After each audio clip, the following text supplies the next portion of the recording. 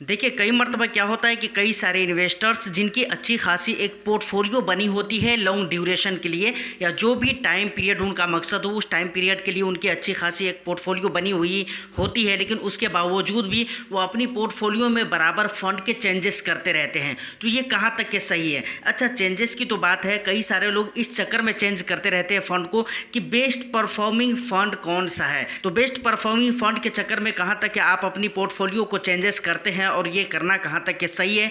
उसके अलावा और भी कई सारे जो नए एनएफओ वगैरह निकलते रहते हैं, इन सारी चीज़ों के ऊपर हम बात करने वाले हैं कि कहाँ तक आपकी अपनी पोर्टफोलियो में बराबर जो चेंजेस होते हैं वो करते रहना सही है, किस कंडीशन में आप कर सकते हैं तो अच्छा करते हैं, किस कंडीशन में आपको नहीं करना चाहिए। इस तरह के तमाम तर मुद्दों के ऊपर हम बात करेंगे। और ख़ास तौर से एक बात तो हम ज़रूर करेंगे, और एक बात जो कि आपको ध्यान देने वाली है वो क्या है पता है आपको, कि बेस्ट परफॉर्मिंग फंड कौन सा है। इस चक्कर में जो बहुत सारे लोग अपनी पोर्टफोलियो में चेंजेस करते हैं, इसको समझना बहुत ही ज़रूरी है, क्योंकि बहुत इंपॉर्टेंट बात मैं आज की इस वीडियो में बोलने वाला हूं। तो वीडियो बहुत ही इन्फॉर्मेटिव होने वाली है। एक लाइक कर दीजिए, शेयर कर दीजिए। चैनल को अगर अभी तक आपने सब्सक्राइब नहीं किया है तो चैनल को भी ज़रूर सब्सक्राइब कर लें। देखिए सर, सबसे पहले अगर हम बेस्ट परफॉर्मिंग फंड की बात करें तो सबसे पहली बात एक चीज़ आपको समझना पड़ेगा। मान लीजिए कि आपने 10 साल या 15 साल या 20 साल के लिए या 8 ही साल के लिए, जो भी टाइम पीरियड है, उस टाइम पीरियड के लिए आपने पोर्टफोलियो बना लिया। उसमें आप अपने हिसाब किताब से उसमें जो भी फंड ऐड करने थे वो आपने कर लिए। उसके बाद मेरा क्या कहना है, मैं तो ये कहता हूँ कि आप बिल्कुल लॉन्ग ड्यूरेशन के लिए, बिल्कुल लॉन्ग टर्म के लिए उसमें आपको बने रहना चाहिए। देखिए, अब कुछ लोग ऐसा भी कह सकते हैं कि भाई चाहे फंड कितना भी ख़राब परफॉर्म करे, क्या हम उसको छोड़ नहीं सकते हैं। तो देखिए, एक चीज़ आपको यहाँ पर समझना पड़ेगा कि हमेशा हर फंड विनर नहीं रह सकता है, या कोई एक फंड जो कि बहुत अच्छा परफॉर्म किया है किसी साल में, ज़रूरी नहीं है कि अगले साल भी वो बेस्ट परफॉर्म करेगा। 2 साल परफॉर्म किया, ज़रूरी नहीं तीसरे साल परफॉर्म करेगा। इसी तरीके से कोई बेस्ट फंड अगर है 2023 में या 2024 में या 2025 में, तो ज़रूरी नहीं कि 2026 में वही बेस्ट फंड रहेगा। तो इसका ये मतलब नहीं कि आपको उस फंड को चेंज कर देना चाहिए। मैं एक सिंपल सी बात आपको बताता हूँ। मान कर चलिए कि आपने 10 साल के लिए एक पोर्टफोलियो बना लिया है जिसमें फ़ंड वगैरह आपने ऐड कर लिया। अब सोच कर देखिए, हर साल एक नया फ़ंड होता है, जो कि नया फ़ंड का मतलब कोई दूसरा फ़ंड हो जाता है जो कि बेस्ट परफॉर्मिंग फ़ंड में आ जाता है। कई मरतबा कई सारे फ़ंड ऐसे भी होते हैं जो लगातार कई सालों तक बेस्ट परफॉर्मिंग फ़ंड माना जाता है। कई सारे ऐसे फंड हैं म्यूचुअल फंड के अंदर, लेकिन कई मरतबा चेंजेस होते रहते हैं। बेस्ट लार्ज कैप कौन सा है उसमें चेंज हो गया, बेस्ट स्मॉल कैप में कुछ फंड चेंज हो गए, कुछ पहले जो नहीं थे वो बाद में बेस्ट हो गए, जो पहले बेस्ट थे वो बाद में ख़राब हो गए।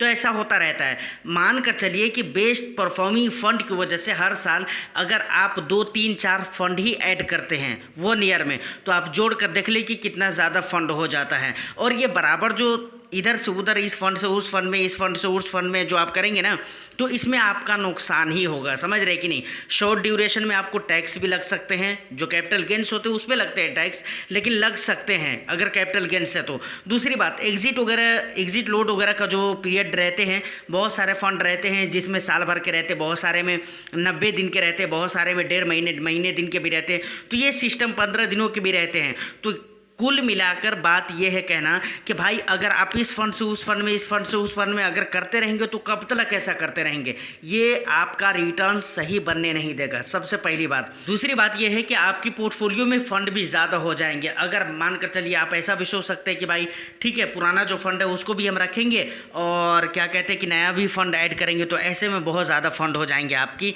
पोर्टफोलियो में। तो ये दोनों हरकतें तो करनी नहीं है। तो अब करना क्या है वो सुनिए। करना यह है कि आप एक मरतबा पोर्टफोलियो बनाइए बहुत ही सोच समझदारी के हिसाब से। अगर आपको नॉलेज है, जानकारी है, तो खुद ही पोर्टफोलियो क्रिएट करिए। अगर आपको नॉलेज नहीं है तो ऑफ कोर्स आपको किसी एडवाइज़र का एडवाइस लेना चाहिए, मुझे लगता है, और ये ज़रूरी है। तो आपको वहाँ पर एडवाइज़र वगैरह से कांटेक्ट करना है, उनसे आप पोर्टफोलियो बनवाइए। जब भी आप पोर्टफोलियो बनवाते हैं तो बज़ाब्ता वो आपसे पूछेंगे। अगर वो नहीं पूछते तो आप अपनी तरफ से भी बता सकते हैं कि भाई मेरी मंथली इनकम ये है, मैं इतना कमा लेता हूँ महीने का, इतना मेरा घर का खर्च हो जाता है, इतने पैसे मेरे बच सकते हैं। ये इन सारी चीज़ों को आप बताइए। रिस्क क्या है, उम्र क्या है, ये सारी चीज़ें तो वो देख रहे हैं, उम्र वगैरह, रिस्क आप कितना ले सकते हैं, नहीं ले सकते, वो सारी चीज़ों को मद्देनज़र रखते हुए आप पोर्टफोलियो बनाइए। उसके बाद आपको उस फंड में और उस पोर्टफोलियो में, मतलब फंड में बोल रहा हूँ, पोर्टफोलियो में किसी तरह के कोई चेंजेस करना ही नहीं है। आप बिल्कुल ही लॉन्ग टर्म के लिए बने रहिए। अब देखिए कई मरतबा ऐसा, जैसा कि मैंने बीच में भी कहा है कि कई सारे लोग बोल सकते हैं कि भाई अगर कोई फंड बहुत दिनों तक अच्छा परफॉर्म नहीं कर रहा है तो क्या उसको चेंज नहीं कर सकते हैं? तो बिल्कुल कर सकते हैं। आप अपनी पोर्टफोलियो को रिव्यू करिए 6 महीने, साल भर पे, 4 महीने पे, इस तरह के जो टाइम ड्यूरेशन होता है उन टाइम ड्यूरेशन में आप अपनी पोर्टफोलियो को रिव्यू करके आप ये अंदाज़ा लगाने की कोशिश करिए कि कौन सा फंड है जो बेस्ट परफॉर्म नहीं कर रहा है। पहले उसका परफॉर्म कैसा था, अब उसका परफॉर्म कैसा है। अगर उसका परफॉर्म ख़राब जा रहा है तो उसके पीछे का रीज़न क्या है, ये देखिए। अगर आपको लगता है कि रीज़न 1 महीने, 1.5 महीने में भी सोल्व हो जाएगा, यहाँ तक कि 3 महीने, 4 महीने में भी सोल्व हो जाएगा, तो बिल्कुल उस फंड के साथ आपको बने रहना चाहिए। लेकिन अगर आपको ऐसा लगता है कि नहीं, ये 4 महीने के बाद भी, 3 महीने के बाद भी सोल्व होने वाला नहीं है, तो आप उस फंड से निकल सकते हैं। अब यहाँ पर इसका ये मतलब नहीं कि आपको बात बात पे फंड से निकल जाना है, मैं ये कहना चाह रहा हूँ। और हाँ, पोर्टफोलियो बनाते के टाइम पे एक बात का और भी आपको ख्याल रखना है। जैसे फंड का हम सिलेक्शन करते हैं ना, तो उस टाइम पे आप इस चक्कर में बिल्कुल मत पड़िए कि बेस्ट परफॉर्मिंग फंड कौन सा है 2024 में। अगर आप पोर्टफोलियो बना रहे हैं तो ये आपको रिसर्च करने की ज़रूरत नहीं पड़नी चाहिए कि best mutual fund 2024, best small cap 2024, best large cap 2024, ये सर्च करने की ज़रूरत नहीं है।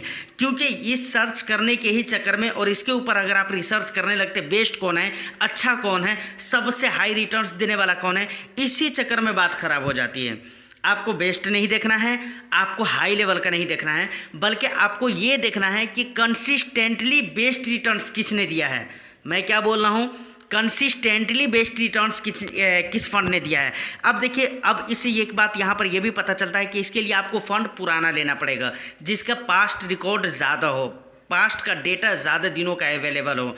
वहाँ पर आप देखिए कि कौन सा फंड है जो ज़्यादा दिन पुराना फंड है। दूसरी बात, उसका परफॉर्म कैसा रहा है। कोई ऐसा फंड है जो पिछले 2 साल से अच्छा खासा बहुत अच्छा रिटर्न्स दे रहा है, या फिर 1 साल 6 महीने से अच्छा खासा रिटर्न्स दे रहा है। और कोई फंड ऐसा है जो पिछले 10 साल से है, 8 साल से है, 15 साल से है, 20 साल से है, और कंसिस्टेंटली वो अच्छा रिटर्न्स दे रहा है। हाँ, कुछ ऐसे टाइम पीरियड होते हैं जो कि ख़ास होते हैं, जैसे कोविड का टाइम हो गया था, नोटबंदी का टाइम हो gया था, तो इस टाइम में अगर उसके परफॉर्म ख़राब हो रहे हैं तो कोई बात नहीं है। बाकी के जो टाइम है उन टाइम में अगर एवरेज रिटर्न्स अपने कैटेगरी के हिसाब से अगर दिया है, अपने कैटेगरी के हिसाब से वो फंड अगर अच्छा रिटर्न्स दे रहा है कंसिस्टेंटली, तो मुझे लगता है कि आपको उसी फंड को पिक करना चाहिए। एक बात यहाँ पर और भी मैं ऐड करना चाहूँगा। देखिए, मैं एक बात बोला हूँ कि आप वो फंड लीजिए जिसका पास्ट रिकॉर्ड ज़्यादा अच्छा हो, जिसका पास्ट का डेटा ज़्यादा दिनों का अवेलेबल हो। तो यहाँ पर भी कुछ लोग कह सकते हैं फिर वही पुरानी वाली बात कि भाई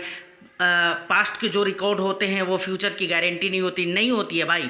लेकिन उससे बहुत सारी चीज़ों का अंदाज़ा लग जाता है। सिर्फ हम फंड का ही रिटर्न्स नहीं देखते हैं, बल्कि पास्ट का जो रिकॉर्ड होता है ना, उससे ये भी पता चलता है कि एएमसी उस फंड को लेकर कितना ज़्यादा सीरियस है, फंड मैनेजर का काम करने का तरीका किस तरीके से है, स्टॉक सिलेक्शन का तरीका किस तरीके से, उसकी टीमें उसके लिए कितना ज़्यादा एफर्ट डाल रही है, कितनी मेहनतें कर रही हैं। इसके अलावा और भी बहुत सारी चीज़ें पता चलती हैं। सिर्फ रिटर्न्स नहीं देखा जाता है। पास्ट रिकॉर्ड का मतलब सिर्फ रिटर्न्स का देखना नहीं है। अब खुद सोचिए, मैं आपसे एक सवाल पूछता हूँ, किसी भी फंड का अगर पास्ट रिकॉर्ड बहुत ही अच्छा है, क्यों है? उसके पीछे के बहुत सारे रीज़न हैं। आपने सिर्फ रिटर्न्स देखा, लेकिन उसके पीछे के बहुत सारे रीज़न हैं, जो सारे रीजंस पता चलते हैं। समझ रहे कि नहीं? तो अब ये गारंटी नहीं है कि मार्केट आने वाला टाइम में कैसा रहेगा, लेकिन इस बात की तो गारंटी है ना कि फंड मैनेजर वही रहने वाले हैं। इस बात की तो गारंटी है कि एएमसी वही रहने वाली है। इस बात की तो गारंटी है ना कि भाई फंड मैनेजर के जो फंड मैनेज करने के तरीके हैं वो अच्छे हैं। ये सारे तो तय ही रहेंगे ना। तो ये बिल्कुल ही मत सोचे कि पास्ट रिकॉर्ड फ्यूचर की गारंटी नहीं है, इसलिए हमको पास्ट रिकॉर्ड देखना ही नहीं चाहिए। बिल्कुल गलत है ऐसा सोचना। तो फाइनली मुझे लगता है कि आपको अपनी पोर्टफोलियो बनाते के टाइम पे 3 बातों का ख्याल रखते हुए आपको अपनी पोर्टफोलियो बनाना चाहिए। सबसे पहली चीज़ तो ये है कि आप डाइवर्सिफिकेशन को मद्देनजर रखते हुए अपनी पोर्टफोलियो को बनाइए। दूसरी बात ये है कि आप अपने रिस्क एपिटाइट के हिसाब से ही पोर्टफोलियो बनाइए।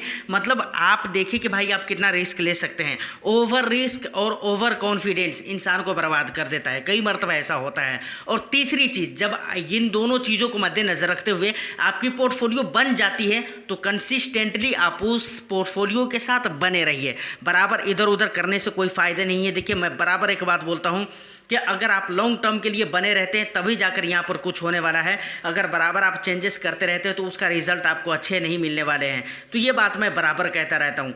तो मुझे लगता है कि ये कुछ ज़रूरी और इम्पोर्टेंट बात थी जिसके ऊपर बहुत सारे लोग, आज की डेट में भी बहुत सारे लोग इसके ऊपर गौर नहीं करते, जबकि गौर करना चाहिए। उम्मीद करता हूँ ये इन्फॉर्मेशन आपको अच्छी लगी हो। बाकी आप इन सारी बातों के बारे में कैसे सोचते हैं, आप अपना वैल्यूएबल फीडबैक भी मुझे कमेंट सेक्शन में ज़रूर दीजिए। इसका मुझे इंतज़ार रहेगा और अच्छा भी लगता है, तो ज़रूर आप अपना वैल्यूएबल फीडबैक दीजिए। फिर मैं मिलता हूँ किसी नेक्स्ट वीडियो में। चैनल को अगर अभी तक आपने सब्सक्राइब नहीं किया है तो चैनल को भी ज़रूर सब्सक्राइब कर लें। All the best. Thank you for watching.